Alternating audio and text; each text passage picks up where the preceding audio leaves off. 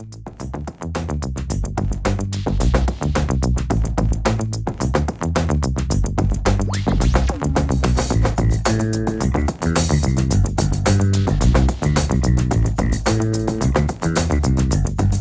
we've got the Mercedes-Benz C-Class, and Mercedes claim there's over 2,000 new components on this vehicle. So let's kick off our review with practicality. With competition like the Audi A4 and BMW 3 Series, the C-Class can't really afford to do anything in half measures. But let's not jump to any conclusions, so let's take a closer look at the vehicle.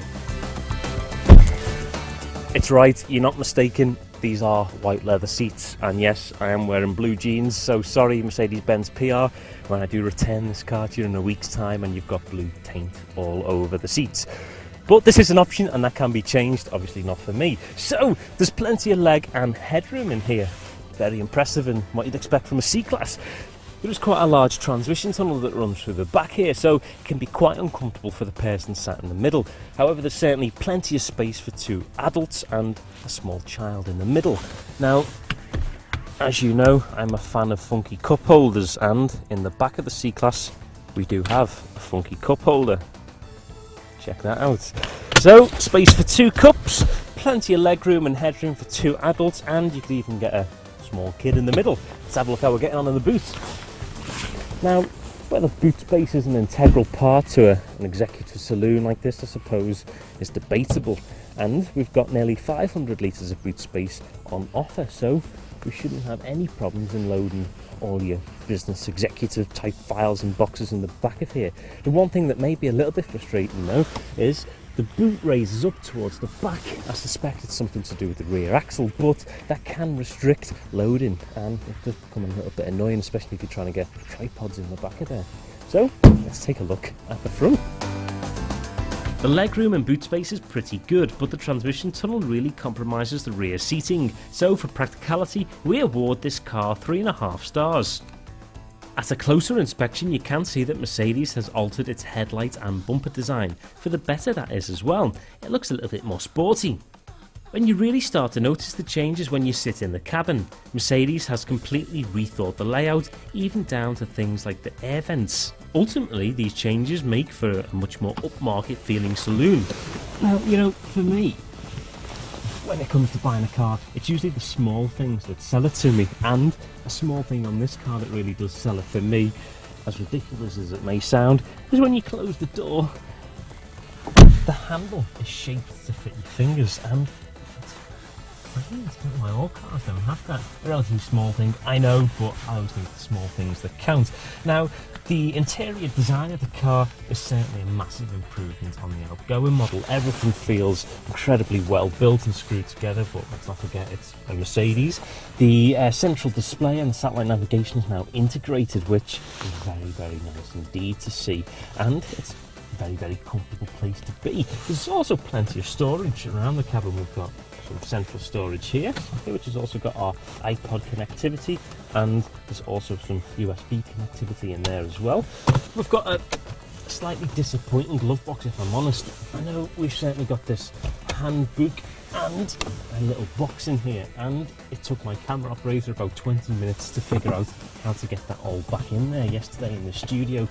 Now, as with all Mercedes, you can spend quite a lot of money in speccing the vehicle up to how you so wish, and our test car is no exception. We've got a few £1,000s worth of additions in here. It's things like DAB digital radio and heated seats and adaptive forward lighting that does bring the cost up. Now, if I just grab my spec sheet, I'll be able to tell you exactly how much these things cost. For instance, the heated seats are £330, the DAB digital radio is £335, the adaptive forward lighting system is £1,195, and I'm not having a go here because this is all very good, very useful things, and this is a very premium car. My point is that you have to be careful as to which spec of C-Class you're looking for, because the additions can become quite costly.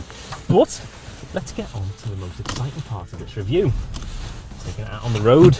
If you do go for standard trim on the C-Class, you get a rather smart agility control suspension, front and rear parking sensors, climate control, central display screen, and electronic stability control. For appeal, we give the C-Class 4.5 out of the 5 available stars. It's stylish inside and out with great standard features. This particular car that we're testing is the 2-litre diesel engine, and as with the outgoing model, it's available in both petrol and diesel variants. The only real notable change is that the engines are now available with start-stop technology, making them all a bit more economical, especially the C220 CDI engine. However, there are still some power horse engines in the range, with a C350 CDI that delivers 262 brake horsepower and can reach 0 to 62 miles per hour in just 6 seconds, and for that we award its performance category 4 out of the 5 stars. Now we've got the 6-speed manual gearbox in our test car, and I must say how impressed I am. It's a very slick box and it's quite comfortable to use. However, when comparing it to the BMW 3 Series, the C-Class is nowhere near as fun to drive. The C-Class isn't incompetent on the road, but for its price tag you'd expect something just a little bit more fun. In spite of this, we still give the rating of 4 out of the 5 available stars for its ride and handling. Regardless of first glance impressions, there is no doubt that Mercedes has done a good job of revamping the C-Class. The car will also offer great residual value if you're planning to sell it on. But with lucrative competitors such as the BMW 3 Series, it's hard to see why you would pay an extra £3,000 for the car. So we award the C-Class 3.5 out of the 5 available stars in the ownership category.